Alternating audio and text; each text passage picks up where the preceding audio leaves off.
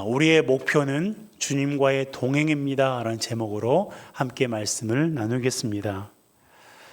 사람들에게는 다양한 목표가 있습니다. 여러분들에게도 목표가 있으실 거라 생각합니다. 지금 수험생들은 대학의 그 합격 소식을 기다리고 있습니다. 그래서 그들에게는 대학에 가려는 목표가 있고요. 신혼부부들에게는 내 집을 마련하려는 목표가 있어요. 직장인들은 승진하려는 목표를 가지고 열심히 일을 하고 있습니다. 질병을 가지고 있는 사람은 낫고자 하는 목표가 있고, 관계의 어려움을 가지고 있는 사람은 관계를 어떻게 하면 회복할 수 있을까 하는 목표를 가지고 있어요. 아이가 없는 가정에는 어떻게 해서든지 아이를 가지려고 하는 그런 목표를 가지고 꾸준히 애쓰고 있을 것입니다. 이 외에도 사람마다 처한 환경이 다르기에 각기 다른 목표를 가지고 있어요. 이렇듯 우리에게는 다양한 목표가 있는데요. 2025년이 시작되는 지금 여러분에게는 어떤 목표가 있습니까? 어떤 목표를 가지고 2025년을 시작하셨습니까?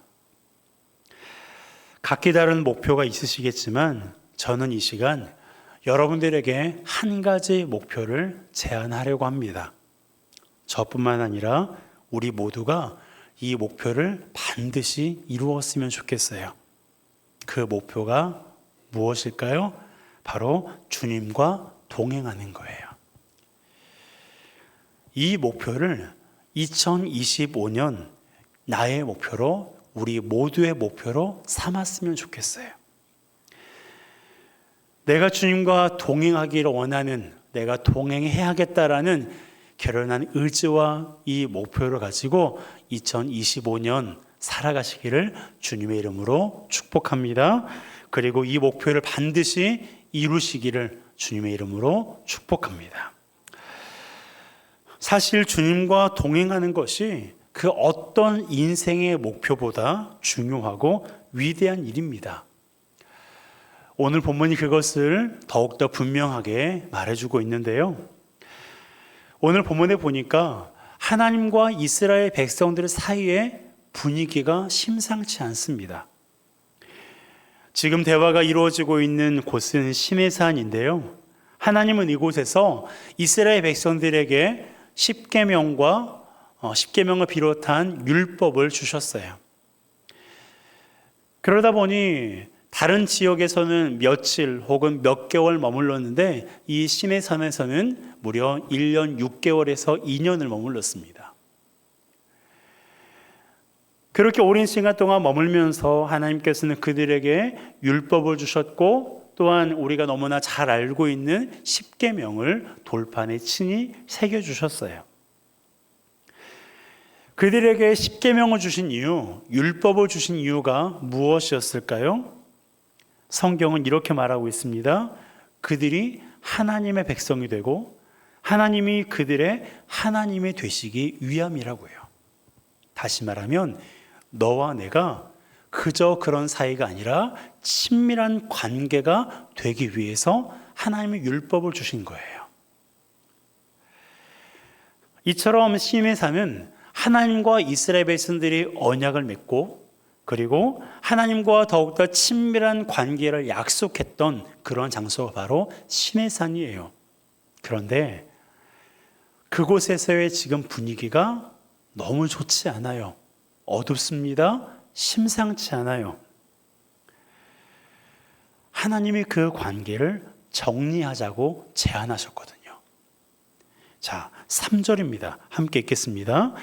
너희는 젖과 꿀이 흐르는 땅에 이르게 하려니와 나는 너희와 함께 올라가지 아니하리니 너희는 목이 곧은 백성인즉 내가 길에서 너희를 진멸할까 염려함이니라 하시니. 여러분, 하나님이 뭐라고 말씀하셨어요? 나는 너희와 함께 올라가지 아니하리라. 나는 너희와 함께 올라가지 않을 거다라고 하나님께서 이스라엘 백성들에게 말씀하셨습니다. 어디로 올라가지 않겠다는 거예요? 가나안을 올라가지 않겠다는 거예요. 여러분, 가나안은요, 젖과 꿀이 흐르는 땅, 더 좋은 것은 하나님께서 그들과 함께 하시기로 한 땅이에요. 그 땅에 하나님께서 함께 올라가지 않겠다라고 지금 말씀하시는 겁니다.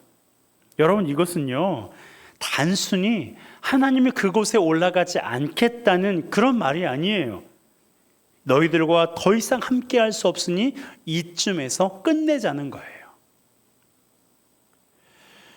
하나님은 그들에게 약속하셨어요. 그들을 애굽에서 나오게 해서 가나안으로 가게 하시겠다고요. 여러분, 하나님은 약속의 하나님이세요. 어떤 일을 하시기 전에는 반드시 약속부터 하시는 분이세요. 왜요? 약속을 하셨으니 그 약속을 나도 지키고 너희도 지키라고 그렇게 말씀하시는 거예요. 그래서 무슨 일이 있어도 하나님께서 반드시 약속을 지키십니다. 그래서 우리는 그 하나님을 가리켜서 신실하신 하나님이라고 말하는 거예요. 그렇게 약속을 중요하게 여기시고 약속을 반드시 이루시는 분께서 이스라엘 백성들에게 뭐라고 말씀하시는 거예요? 너희와 함께 가나안에 올라가지 않을 거다라는 거예요. 이쯤에서 너희와 나의 관계를 정리하자라고 하나님이 제안하시는 겁니다. 하나님께서 왜 이렇게 말씀하시는 걸까요? 하반절에 이렇게 말씀하고 있어요. 너희는 목이 곧은 백성인즉 내가 길에서 너희를 진멸할까 합니다. 목이 곧다는 것은 교만하다는 거거든요. 하나님은 교만한 사람들과 함께 하실 수가 없어요.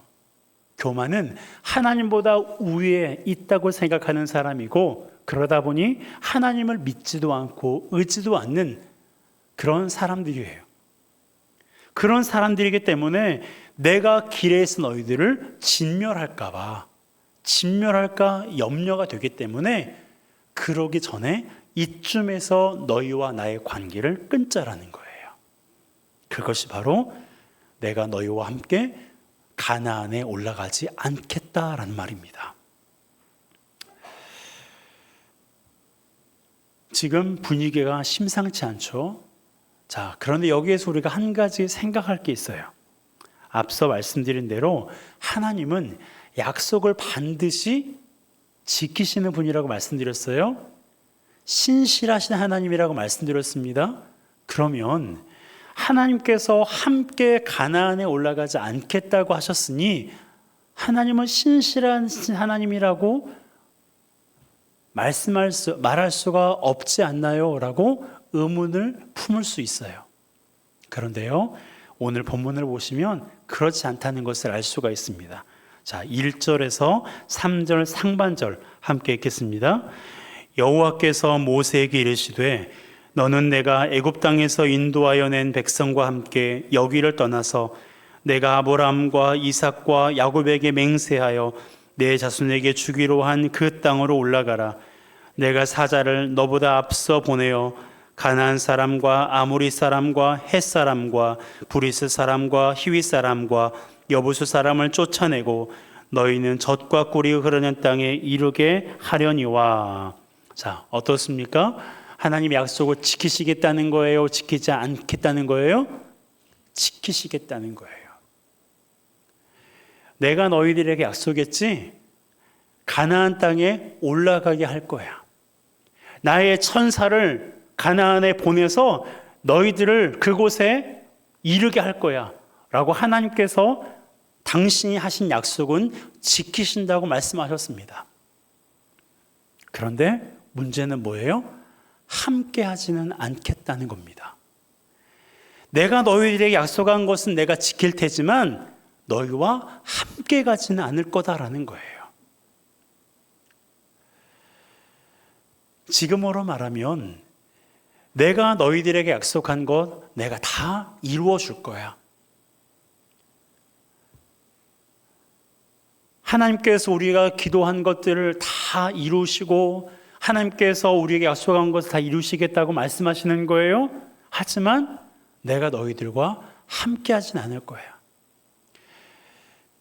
내가 너희와 50년 동안 70년 동안 80년 동안 내가 너희와 함께 여기까지 왔지만 이쯤에서 관계를 끊자. 관계를 정리하자.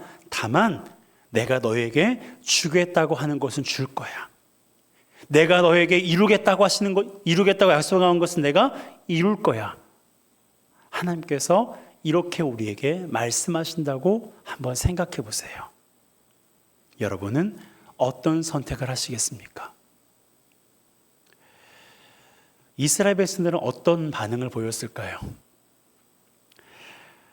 사실 그들은 앞서 하나님께서 이렇게 말씀하신 그것은요, 그들이 금송아지를 만들어 놓고 이것이 하나님이라고 그렇게 우상을 숭배했기 때문에 그런 거예요. 그 일로 인해서 하나님께서 지금 이렇게 말씀하시는 거거든요. 그렇게 우상을 숭배하고 홍해를 가르시고 마른 땅으로 건너게 하신 그 하나님을 경험했음에도 불구하고 겨우 3일밖에 지나지 않은 시점에서 목이 마른데 물을 먹으니 썼어요. 그래서 물을 먹을 수가 없어요. 그러자 하나님을 원망했어요. 3일 전에 어떤 일이 있었다고요? 홍해가 갈라지는 것을 직접 몸으로 경험했어요. 그런데 3일 후에 그 단순한 일로, 그 사소한 일로 하나님을 원망했던 사람들이 바로 이스라엘 백성들이에요.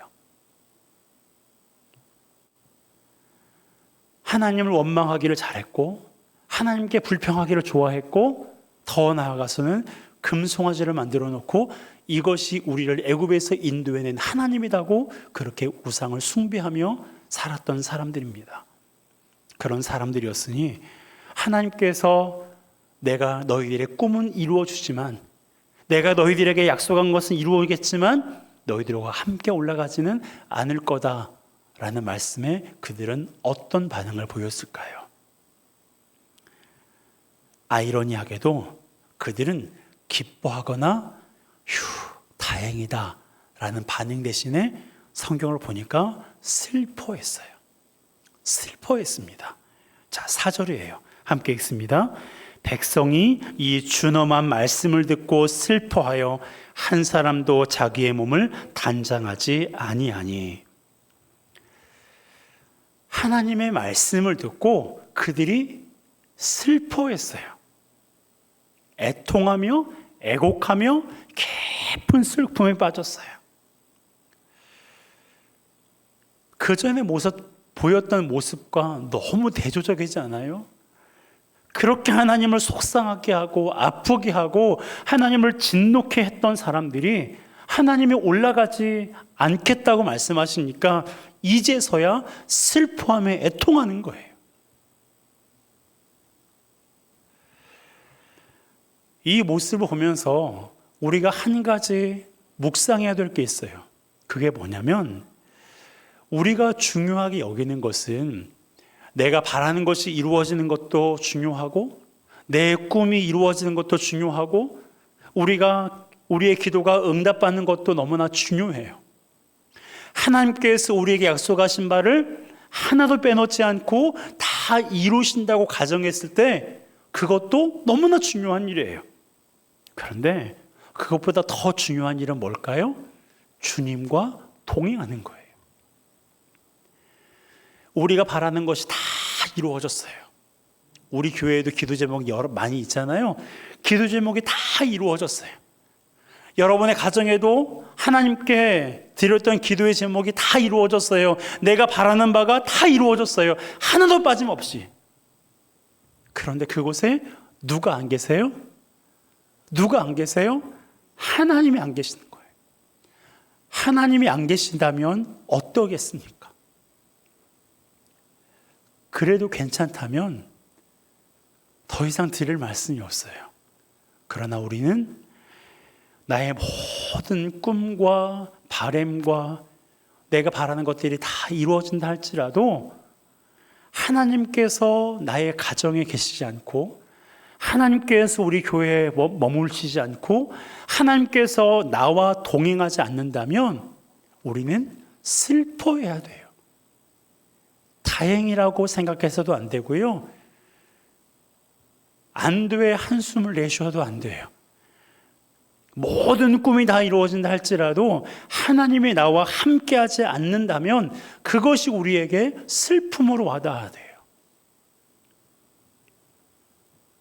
그런데 문제는 그것이 우리에게 슬픔으로 와닿지 않는 사람이 있을 수도 있다는 거예요.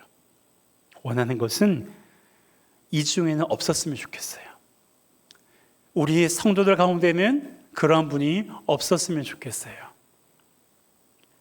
나의 꿈이 다 이루어지고 내가 바라는 바가 다 이루어질지라도 하나님께서 안 계시면 그 모든 것이 허사라고, 하나님 그건 도무지 말도 안 되는 일이라고, 그렇게 하나님 앞에 우리의 마음을 올려드리는 우리 모두가 되었으면 좋겠어요. 오늘 본문에는 기록되어 있지 않지만 이후에 모세가 그 말을 듣고 벌떡 뛰었어요. 하나님 무슨 말씀이세요? 하나님이 올라가지 않으면 저희도 못 올라가요. 하나님이 한 걸음도 움직이지 않으시면 저희도 절대 움직이지 않을 거예요. 단호하게 모세가 하나님 앞에 요청했습니다. 그러자 하나님께서 당신의 그 뜻을 잠시 누그러뜨리시고 이스라엘 백성들에게 다시 제안하셨어요. 그들이 슬퍼하는 그 모습을 보시면서 하나님의 마음이 조금 누그러뜨리신 것 같아요. 그래서 그들에게 뭐라고 말씀하십니까? 장신구를 떼어내라는 거예요. 자, 5절과 6절 함께 읽겠습니다. 여호와께서 모세에게 이르시기를 이스라엘 자손에게 이르라. 너희는 목이 곧은 백성인즉 내가 한순간이라도 너희 가운데 이르면 너희를 진멸하리니 너희는 장신구를 떼어내라. 그리하면 내가 너희에게 어떻게 할 것인지 정하겠노라 하셨습니다. 이스라엘 자손이 호렙산에서부터 그들의 장신구를 떼어내니라. 아멘. 여러분, 왜 하나님께서 이스라엘 백성들에게 장신구를 떼어내라고 하셨을까요? 이 말씀, 하나님께서 이렇게 말씀하신 그 이유가 뭐라고요? 그들이 금송아지를 만들어 놓고 우상을 숭배했기 때문이라고 말씀드렸잖아요. 금송아지를 뭐로 만들었을까요? 장신구로 만들었어요. 애굽에서 나올 때 애굽 사람들에게 금과 은과 보석을 엄청나게 많이 받았거든요. 그래서 귀에 달고 코에 달고 손에 걸고 발에 끼고 그렇게 장신구를 가지고 많이 가지고 나왔어요. 그런데 이스라엘 백성들이 모세가 없는 사이에 우리를 위해서 하나님을 만들라라고 제안했을 때 아론이 그러면 너희들의 장신구를 나에게 주라는 거예요. 그래서 그 장신구를 불에다 녹여서 금송아지를 만든 거예요. 그러니 하나님께서 너희들의 장신구를 떼어내라 라고 말씀하신 것은 그저 우리가 알고 있는 어떠한 몸에 귀걸이도 하지 마라, 코걸이도 하지 마라, 반지를 끼지 말라 그런 말이 아니고요. 하나님보다 더 의지하는 것, 네가 하나님보다 더 사랑하는 그것, 바로 너의 우상을 떼어내라는 거예요. 너의 우상을 떼어낼 때에 내가 너희와 함께 가겠다고 하나님께서 말씀하시는 겁니다. 그러면 어떻게 해야 돼요?